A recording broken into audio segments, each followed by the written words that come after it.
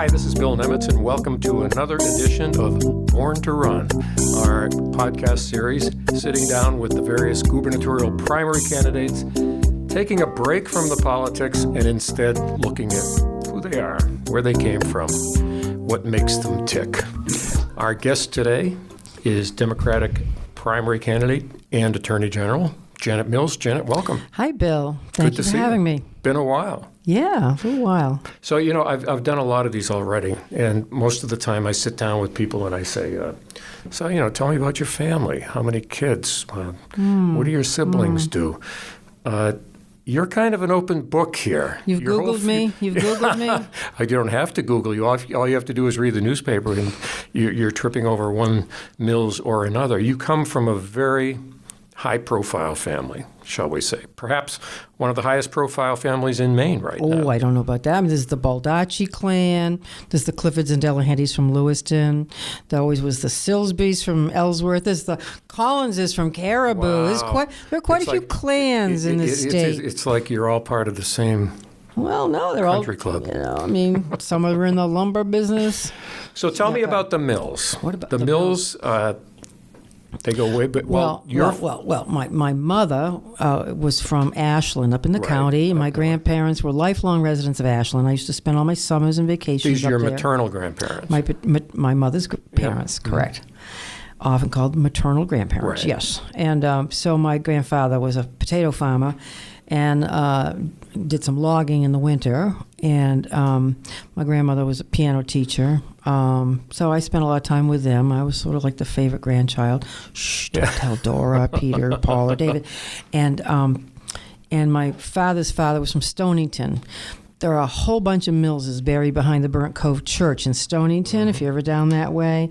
If they could all vote, I think I would take Hancock County. Well, we've been through that already, haven't we? They probably wouldn't register as Democrats, though. Right.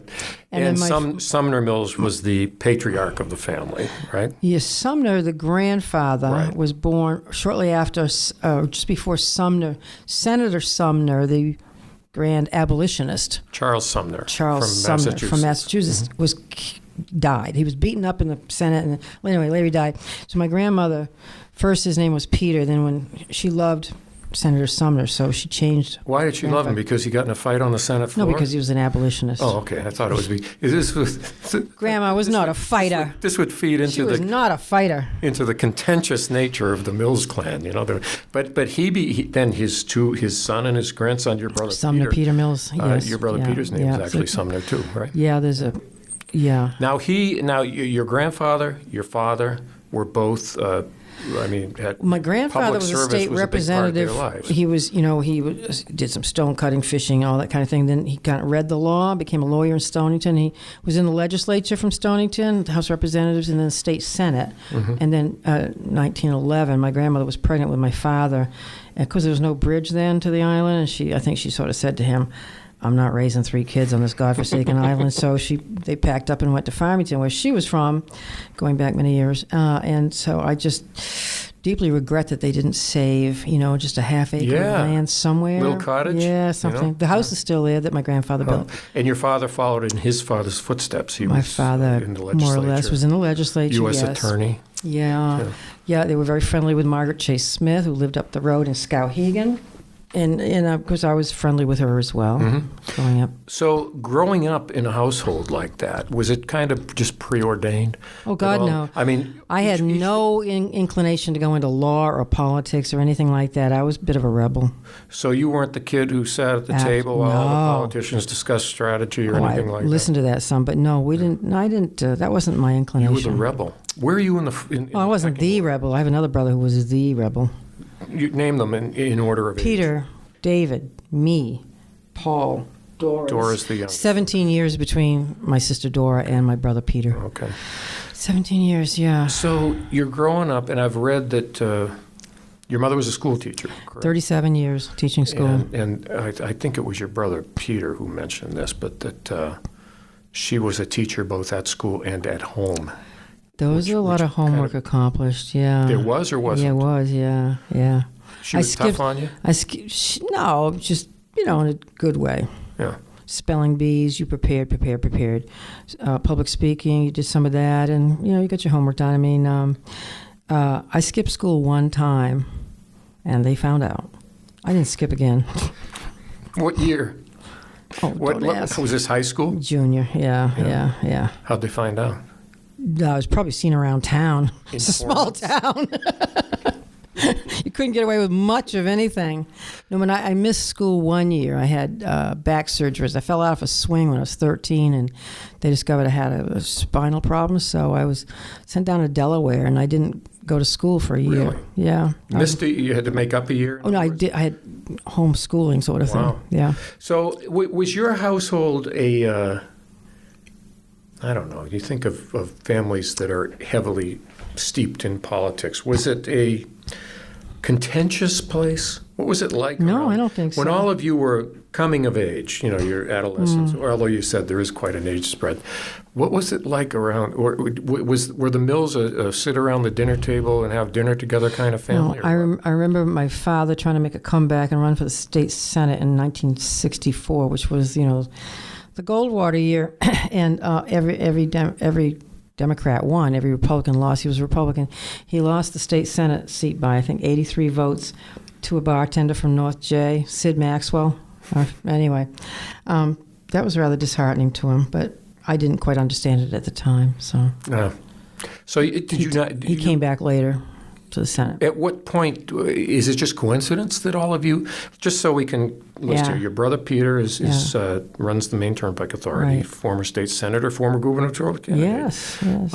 Your brother Paul is a renowned historian. Paul is the one I always thought would run for office. I never thought Peter or I would run for office, and Peter didn't run for office until he kind of was well established in the law firm and decided he wanted to do some public policy. It was quite a while. His kids were grown. And then your sister Dora ran the Maine Centers for Disease Control, now a vice president down at the Queen of Health. UNE, right? Yeah. So my brother David did not ever run for office. What does he do?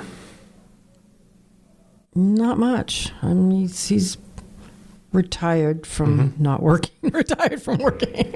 He lives in Farmington, But people look at this and they think, well, this can't be coincidence that 4 siblings in a state like Maine all achieve such relatively high profiles. It had to come from somewhere. To what do you attribute the fact that you're all, in each of your own rights, really well known? I don't know.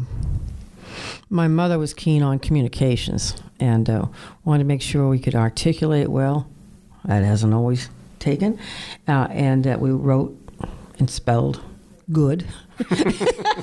Rolling over in a grave. Right. And my father was mostly commuting to Portland, from Farmington as U.S. attorney. So, and again, he was good friends with Margaret Chase Smith, who would come by the house and by commuting to Portland, would he stay in Portland, or would he go back and forth? He had a motorcycle. The last 4 years he was U.S. attorney, he had a motorcycle. He commuted from Farmington to Portland. Every day? Mm-hmm. Wow. It's a long haul, yeah. Not bad on a bike. Not every day, probably, but not, middle of winter. Yeah. But he loved Farmington, and he wanted us to finish growing up in Farmington. He wanted to have his home in Farmington, keep his home in there. So you went to... Farmington High School. Farmington High School. Yes. This was before Mount Blue, correct. Right? And from there it was off to... Well... Didn't you go to UMass? It wasn't a straight line, Bill. Oh, okay. Yeah. Well, trace it for me. Well, I was lucky enough to get into Colby, to be accepted at Colby, when not many of my class were going to schools like Colby, which was nice. I got applauded in the classroom. I got accepted, but I stayed there for a year and a half. I didn't really like it. I was young. I dropped out. Why didn't you like Colby? It was very close to home, for one thing. And I just felt the urge to travel and work and do other things. Right. It was, the Vietnam era, the civil rights era. Yeah, a lot going on. A lot going on. Yeah. So it was from there to where? Well, I went to San Francisco for a while. And I took courses. I was. And I worked there, and I lived there, and I took a couple of courses at San Francisco State in writing and theater. That was interesting. What years were these now? Do you remember? To ask. Geez. Well, I'm trying to place you in San Francisco at a certain time. 67. So this is pre-Haight-Ashbury. No, it was right around that. Oh, that was 68. That's 67. Right. Yeah. So you were part of the whole "if you come to San Francisco" thing, right? Wear a flower in your hair. Yeah. And then I came back I was there less than a year. I moved to Boston. I lived in the north end of Boston for a year, in kind of a dumpy apartment. It was really the north end before it got gentrified, yuppified. That was interesting. I worked in a psychiatric hospital for a year. That was interesting. And I took some evening courses at Harvard, and then I enrolled at UMass Boston for a year, and then they had a year. They were downtown then. Right. It was a commuter school, so it was great. No extracurricular football or anything like that, or sororities, fraternities. And they started a year abroad program, their first, probably their last, I don't know. So I went to Paris for a year, went to France for a year with a group of 13 other students and a faculty member, and had a good time in Paris. Yeah, I can imagine. Yes. And I hitchhiked around Europe on my own in the summer and over holidays and stuff. And so you were a free spirit. How does this compare to the rest of your family? I know. That's what's interesting about this. Weren't aware of all this. Did they say, well, she'll come to her senses sometime, or what? Well, no, actually, and then I came back to Boston. I thought I had another year of school, but I took exams in France, and all you had to do was sign up for the exams. There were 3-hour exams, but the first semester I took 7 of them, passed. Second semester I took 5 of them, I passed. I come back to Boston, and I said, what do I need to do to finish school and major in English? Well, you need some more courses, but maybe you got enough to major in French. And I go, give me that. I had enough credits to graduate in French, so I did. I didn't have to come back from Europe, it turned out. But anyway, got a degree in French. Huh. Don't test me there. And then I worked for a while in Boston, Cambridge, and I worked for a while in Washington for a couple of years. And my father started saying to me, why don't you go to law school? And I never thought of myself as a lawyer. Women didn't. By now, Peter had probably already Peter was in law school, and my sister-in-law Margaret was in law school. And Paul too, right? No, Paul was after me. Okay. Okay. But I came back to go to law school. Been back ever since. UMaine Law School. UMaine Law. Yeah. Out of all that wandering around and everything, suddenly a law career emerges. Is it because I don't get the impression that I was working in a driven to be a barrister? No, I got this job. There was 2 things. My father was kind of, hey, you could do this. And I took the LSATs. I did well, the test. And then I was working in a law firm in Washington. I got a job first as a receptionist, then a secretary, and their very first paralegal. It was a patent, trademarks, copyrights law firm. Who'd have thought? Me.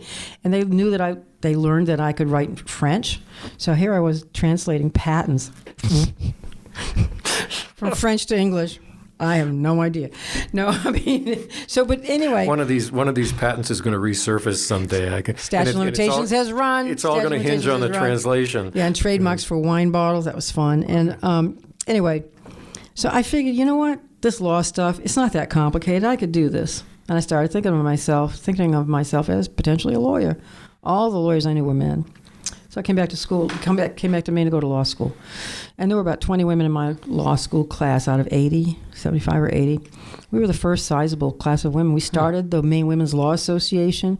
We wrote our own curriculum. We developed a new course, and I lobbied it through the curriculum committee, a course on women in the law, which was a novel idea back then. And we got Judy Potter to teach it, and we kind of... What was it like at that? I mean, this is kind of something we kind of accept as fait accompli now. Gender in law school is not really pretty equal now. Issue. Yeah. Back then, did it manifest itself in your experience in the way you were treated? Or? There was only one female professor, Judy Potter. Judy? Mm-hmm. Yeah, and Ed Godfrey was the dean, and then Kim Van Roth, Dean Prunty, and Ed Godfrey. Everybody loved him, but he wasn't used to a lot of women around. So, was that frustrating, or did you just we'd sit around, play bridge with him, and canasta or whatever. But so you get out of law school, and you become. During law school, I started going to court. I got an internship and a summer job in Henry Berry's DA's office, county attorney's office. County. Yeah, the district attorney's office, and couple of my friends and I, we did that, and we said, we could try cases. This could be all right. And got to thinking of ourselves as potentially trial lawyers. I hadn't really thought about that. Not yet as a prosecutor, but simply as somebody. Not yet as anything. Yeah. Just it was something we tried out, my friends and I kind of liked it. My first trial was in front of Bernie Devine, who just passed away a few months ago, and it wasn't a simple assault case, and I put it on, and blah blah blah blah. And he said, I said, the state rests. He said, just a minute, counselor, come to the bench. Yeah. He said, did you forget something? I said, I don't think so. What? Did you want to identify the defendant? Ooh. From then on, I put it on my notes on every trial. Identify the defendant and identify the accused. Jeez, it's like it's a sine qua non. Your case gets dismissed unless you... So at what point did you go from, what prompted you to go, you became a district attorney? Well, no, I went to the AG's office. I started prosecuting cases in the criminal division. I was the first woman in the criminal division of the Attorney General's office under Joe Brennan and Dick Cohen. And I did some tax fraud. I did some writing, manuals and stuff. And then I got into some homicide cases. Started trying homicide cases with Pat Perino and Vern Airy. I was the first woman to do that. Pasquale Perino. I haven't heard that name in a long time. Well, if you look in your archives, down in the basement there, you'll find one case I did, a murder case against a retired New York City police officer, Raymond Shanahan, for killing his wife. And Pat and I tried that case, and Bill Caldwell was there every day. And I thought, well, that's pretty nice. Bill Caldwell's going to write up a piece about this case. Former Press Herald columnist, for those who might not remember. Now deceased. Yeah. Right. Well, the interesting thing was we tried the case, and the jury was out quite a while. I think Harry Jack Glassman was the judge. Grover Alexander was the defense attorney. Anyway, the jury was out Friday night, and they came back with a guilty verdict. There was some defenses, self-defense, suicide, mens rea. The jury found him guilty. So I felt pretty good about the case. Waited for the report in the newspaper. The Sunday Telegram came out. I looked for it in the news section. Nothing. I looked for it in the state section. Nothing. Crime and punishment, courts, court news, nothing. I pick up the home and family section, and there I am, a picture of me, and the heading is, "The prosecutor wore pale powder blue." It was all about what I was wearing. I mean, it's a classic now. And Bill wrote this. Bill wrote this. He wrote, all the men in the courtroom, the male judge, the male defendant, the male defense attorney, the male cops, and the prosecutor rose. She was wearing a pale powder blue sheath I assume you dress. Followed up on this with him. Huh? I don't think I ever spoke to him after that. I don't know. And it was all about, my silk, my flaxen blonde hair. Oh, come on. It was pretty sexist. Mm-hmm. Yeah. But there weren't any women trying cases. Right. Never mind homicide. So, well, when you became district attorney of Franklin and Somerset, Franklin, Oxford, and Androscoggin counties. Oxford and Androscoggin. What had there been? Never. I was the first one in New DA? England. The first woman DA in New England. One of the first in the country. I was the first in the Northeast. I think there was one in Baltimore. One woman, Janet Reno, might have been in office. Yeah. So going into a job like that, did you feel like you had to be? This is going to sound very cliche, but did you feel like you had to be tough because you were the first woman, you were dealing still in a predominantly male environment? I had to be thick-skinned. Okay. Thick-skinned. I remember so many people asking me, reporters in particular, what's it like to be a woman district attorney? And I go, I don't know. I've never met a male district attorney. What do you mean, what is it like? I don't know. I do know I was on the national board of the DA's Association for a while, and I would go to these meetings in other states, and there'd be like 550 men in suits. And somebody would turn to me and ask me to make the coffee. And really? Really? Yeah. Huh. They just weren't used to it. Yeah. How times have changed. But I also remember some of the southern elected district attorneys chatting over beers and bragging about these are states that have elected judges and the death penalty. And they'd be bragging about winning a close suppression hearing from a judge who was up for election in a capital case. And I'd go, I'm so lucky to live in Maine. I'm so lucky to live in Maine. Where we have neither of those things. Right. Yeah. So you've spent considerable time as a prosecutor. You've also spent considerable time as a politician. You were in the state. Well, I was a defense attorney, too. I was in private practice for 14 years. But here's my question. What do you enjoy more having, and you're now you're in the legal realm, but also the political realm as Attorney General. What do you prefer more, politics or the hardcore practice of law? hardcore. Well, I think I was kind of softcore. It was Somerset County, But no, I like trial work. I always did. I haven't done much of it lately, obviously, but this job in particular presents a great combination of law, which I love, and litigation, and public policy, which you can do some of with the legislature, and some politics. It's a good combination. So it's a perfect mix. I like it. Yeah. And you have some discretion. And a county attorney, district attorney, any prosecutor has quite a bit of discretion. You have more ability to help preserve people's rights and protect their rights than any defense attorney does in many respects, because you have the ability to say, gee, I think there's a Fourth Amendment problem here, and maybe I won't bring this charge. You have an incredible say over people's lives when it comes right down to it. Yeah. There are a few jobs in which there is that much discretion. Tell me, what's of all the cases you've tried, what's the one that stands out most? Or does one stand out most? The cases I didn't try. Case of Emma Waters, who was a victim in a kidnapping case. I indicted her husband, Robert Bruno, for kidnapping her and assaulting her. And she was a very good witness in the grand jury. We indicted him and arraigned him and put her in a shelter in Auburn. She didn't feel safe, so she went to the shelter in Portland. Didn't feel safe there, so she went to a shelter out of state. And he was able to make bail, $2,000 cash bail, in front of Justice McCarthy over my objection. And a few months later, I got a call from a counselor who was treating him, and the counselor said, I shouldn't be telling you this, but Robert Bruno is going to New Hampshire this weekend. He has plans to go to New Hampshire. Is there any possibility Emma Waters might be in New Hampshire? I said, I can't tell you that. Mm-hmm.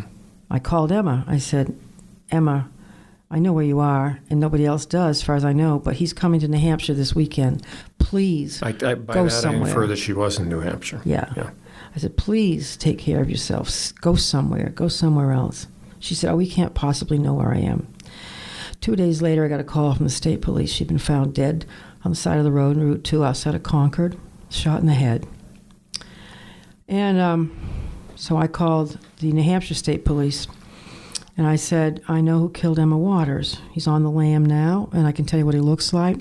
Of all the people I dealt with as a defense attorney or prosecutor, there were only 3 people that I actually felt were psychopathic and I was kind of scared of.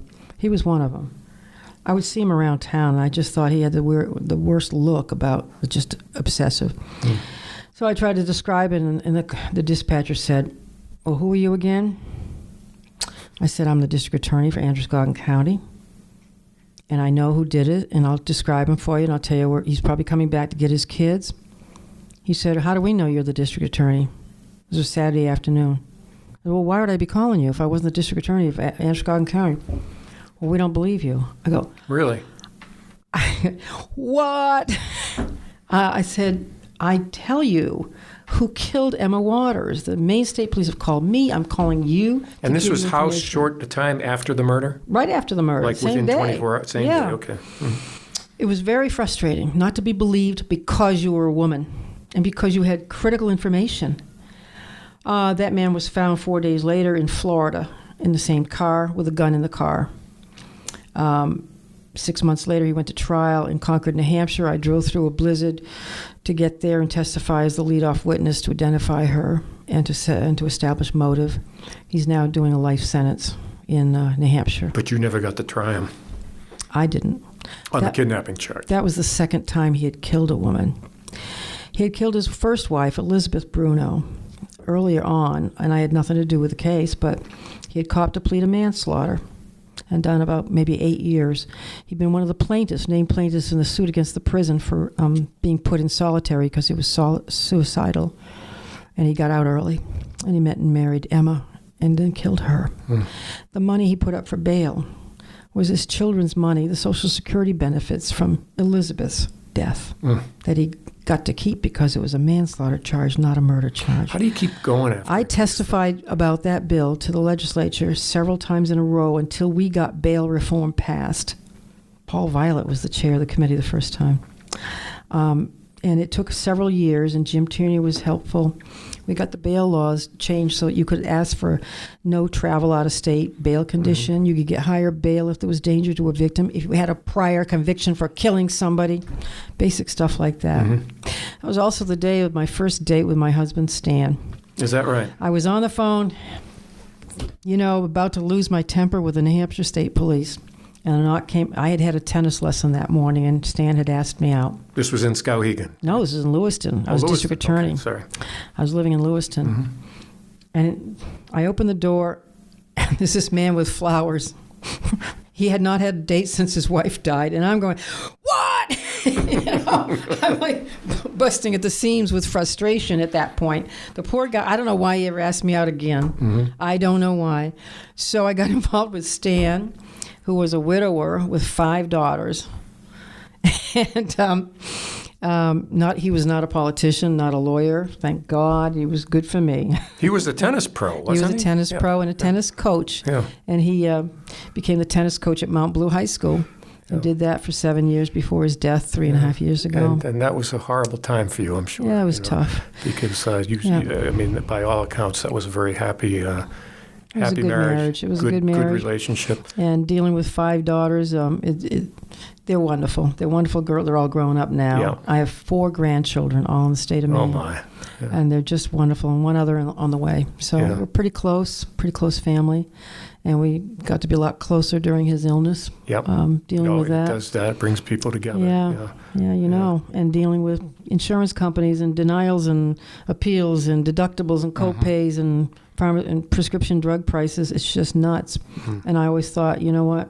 At least, you're an advocate for him. I am. And you've got a family to protect and take care of and inform every step of the way. But there are thousands of Maine families out there who are looking at the same kind of struggles. Mm-hmm. And who do they have? Yeah. Yeah. No, if you can't navigate that system, you're in big trouble. It's ridiculously cumbersome. How as he got into his final months, was he engaged, or was it the kind of thing where he had a stroke? The slow goodbye kind of thing? He had a stroke, so his memory wasn't as good as it had been, and he was in hospice care the last 4 or 5 days. Yeah, so you had to take on more and more of that role. You know what? Interestingly, though, I got to share. In his last couple of days, I would go see him, and he'd be apparently asleep, and he'd be making these motions with his arm like that. And I said to the nurse, I wonder what he's doing in his mind. She said, well, we had a woman in here. She said, well, what did he do for a living? I said, well, he was a tennis player. She's practicing his forearm. She said, we had a woman in here who was doing these things with her hands as she was, leaving us. And they asked, and the family said, well, she was a stitcher at the shoe shop for 37 years. Yeah. So she was still stitching. How about that? Yeah, pretty neat. But we had a good goodbye. All the kids came around, and grandkids. You must still miss them. Of course. Yeah, how can you not? So. Yeah. Well, I wish we could keep going, but we have used up our allotted time, and there's a lot more here. But I do appreciate you coming in. I appreciate you having me. It's good to see you again. Same here. After all we've crossed paths many times over the years. But, never in this context. So, and good luck going forward. Thank you, Bill. That brings us to the end of this Born to Run podcast. We invite you to join us at pressherald.com to see this and all the others. And once again, we want to thank our guest today, Democratic primary candidate Janet Mills. Thank you, Bill.